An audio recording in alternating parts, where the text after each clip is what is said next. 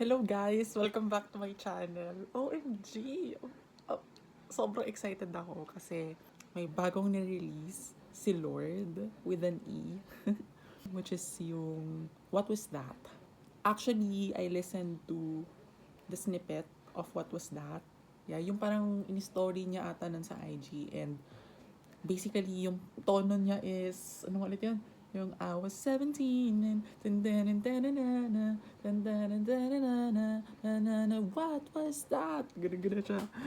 Tapos ang ganda nung instrumentation. And ever since mga grade 8 or grade 9, pinapakinggan ko na si Lord. Since sobrang nag-struck talaga sa akin. Nag-struck? Ang pangit. Nag-stuck sa akin yung ribs niya. Like, imaginein mo, 15 years old ka, tapos iniisip mo na yung buhay mo. Existential crisis, malala. Tapos, sobrang gustong-gusto ko rin yung melodrama niya. Kasi, basically, yung melodrama album niya, yun din yung mga songs na parang nakatulong sa akin to navigate through life. As someone na hindi pa ganun ka-familiar dun sa feeling ng breakup, ganyan, or sa feeling ng unrequited love, ganon. So, yeah, let's start. So excited. So, papanoorin muna natin yung lyric video. Then, papanoorin natin yung music video. Yan. So, let's start.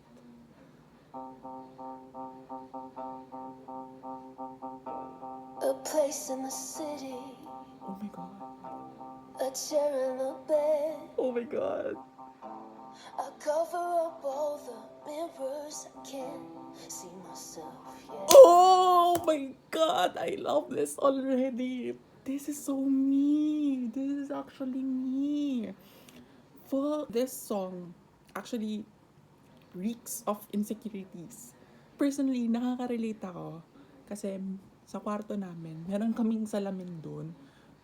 Meron talagang face ng life ko. Siguro nung mga nasa 16 ako or 17. Basta pandemic noon. Tapos, sobrang hindi ko talaga gusto yung self-image ko. To the point na tinatakpan ko yung mirror ko. Like nilalagyan ko siya ng tela para hindi ko makita yung sarili ko. Kasi hindi ko talaga gusto yung itsura ko, hindi ko gusto yung weight ko noon that time. And medyo mababa yung self-esteem ko. So, oh my God. Hearing this, I cover up all the mirrors. I can't see myself yet. Up until now, nakaka-relate pa rin ako. Like, maybe after doing these lyric videos, like, ayoko nang pakinggan yung sarili ko.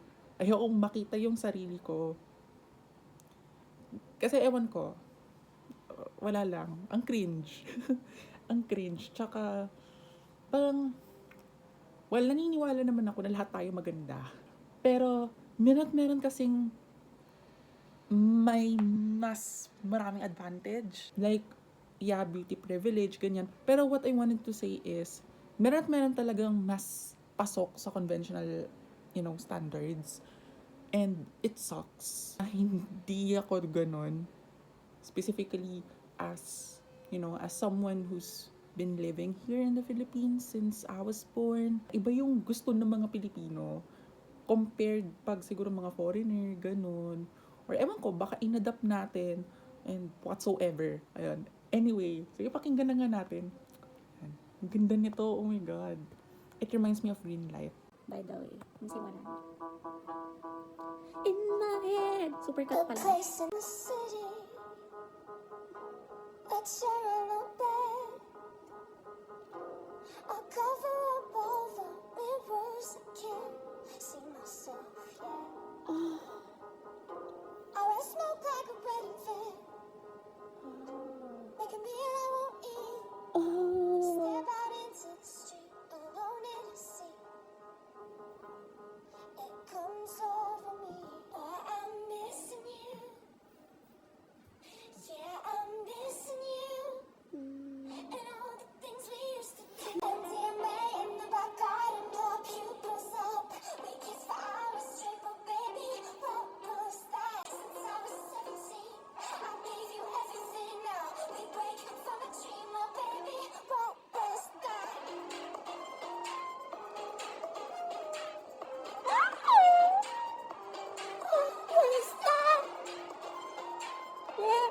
Let's go!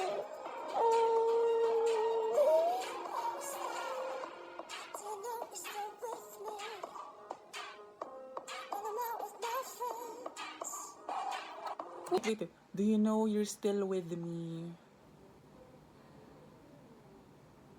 I stare at the painted faces that took time in our face. Gets. You had to know this was happening. You weren't feeling my heat. Went into the light down, baby, so bright our face. Reality. I tried to let whatever has to pass through me, pass through.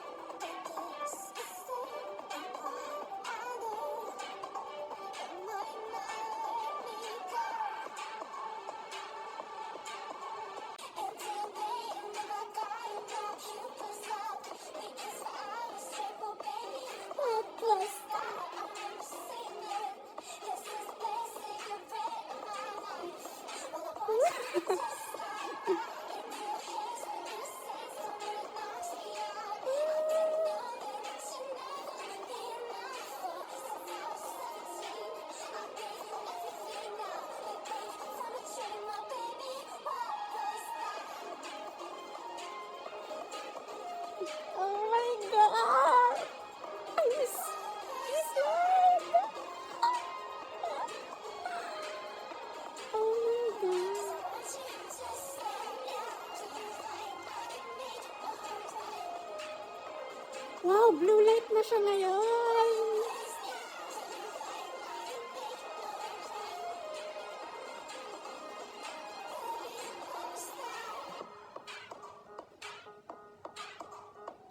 What was that? Wait. Bago natin pakinggan yung ano, oh my God, bakit may magpe-play? Ayan. Tingnan ko nga muna kay genius.com. Sinong producers nito? Oh, Dan Negro. Hindi ko na kung siya ba yung nag-produce ng kay Olivia Rodrigo. I'm not sure. Pero, this is interesting. Hindi na niya kinuha si Jack Antonoff. A place in the city, a chair and a bed. I cover up all the mirrors. I can see myself yet. Oh my God, this is so iconic. Ito. I wear smoke like a wedding veil. It's like you're committed to smoking or those things that actually make you alive or make you feel alive. MDMA? Ano yung MDMA? Oh! Blue light. Iniisip ko kung ano yung symbolism ng blue light. Like, ano yung significance ng blue light dito? Blue light as in, like, pag nag-sunrise, the blue skies? Or yung blue light dun sa mga bars, mga neon lights? Parang kasi, when you say, when I'm in the blue light, I can make it all right. I have two interpretations in it. Naisip ko na it's like, when I'm in the bar, it makes me happy, it makes me escape reality, but at the same time, parang yung blue light, it also signifies the sunshine or daylight na after all of these sufferings, that dream of us that actually ended a while ago in the past, maybe magiging tama yung magiging desisyon ko.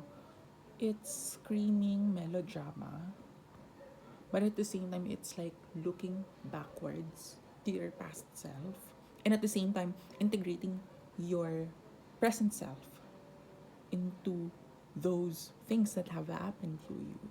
So, ito na yung music video. A place in the city, Wow. a chair and a bed. I cover up all the mirrors. I can't see myself yet.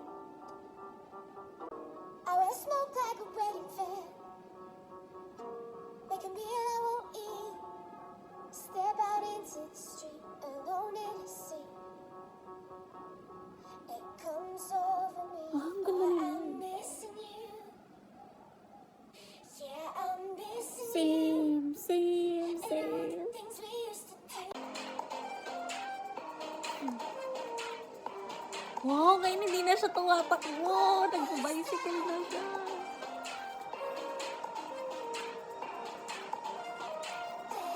Who's this guy?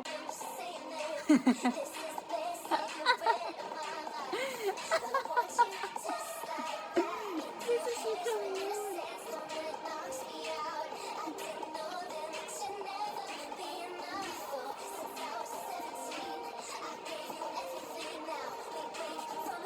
Baby, what was that?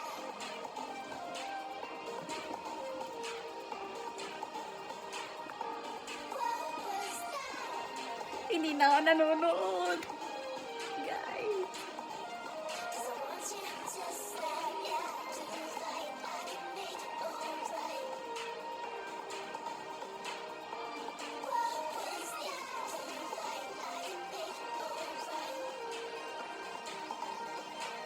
Baby, what was that?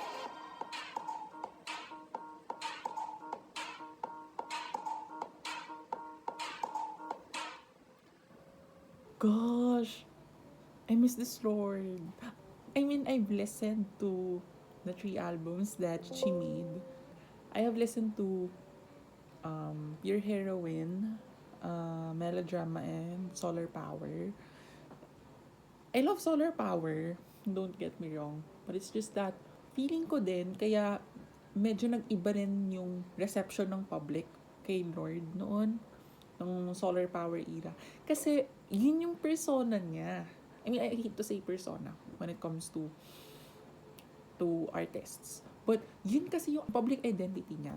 Someone who's, who's rebellious, who's like, who just wants to dance in the middle of the crowd, and the crowd just like, oh Lord, wow, I'm gonna kneel down to you. Ganun yung vibe ng mga songs niya, ng Pure Heroine and Melodrama. And parang yun siguro yung namimiss ng mga tao from Solar Power. Kasi parang, well, technically, mukhang masaya siya sa Solar Power. Mukha lang. Pero, kung papakinggan mo din, parang nandun yung isolation or dun yung feeling na hindi siya certain about dun sa future niya as an artist or even as a person, as someone na nasa New Zealand, 'di ba? And knowing na siguro marami silang crisis doon sa New Zealand. Yeah. So, ayun. So far, okay siya. Gusto ko ulit siya pakinggan. Gusto ko siya pakinggan ulit kapag pinatay ko na tong video. Siguro ina-expect ko na it's more about a retrospection on the previous eras, and somehow interweaving elements of her present self. Like kung ano man yung mga crisis na inaanuhan niya ngayon. Although I am wishing na sana magkaroon siya ng commentary about sa culture natin ngayon. Specifically, yung culture natin na parang sobrang isolated na natin. And na parang napaka-ironic na nasa social media tayo. We have a platform for us to communicate, but at the same time, it's like, we're like islands na sobrang separated natin from each other. At saka ang daming references niya about drugs. I mean, alam ko naman na nagdodroga siya. Parang yung bawat albums niya, sabi nga niya, parang merong influence ng drugs. I wonder kung i-elaborate ba niya yun throughout the album. And that's all. Thank you guys, and don't forget to like and subscribe, and kung may mga request kayo na mga songs, please comment down below. Ayun, and yeah, kung may mga gusto rin kayo i-share, comment nyo lang dyan. Thank you!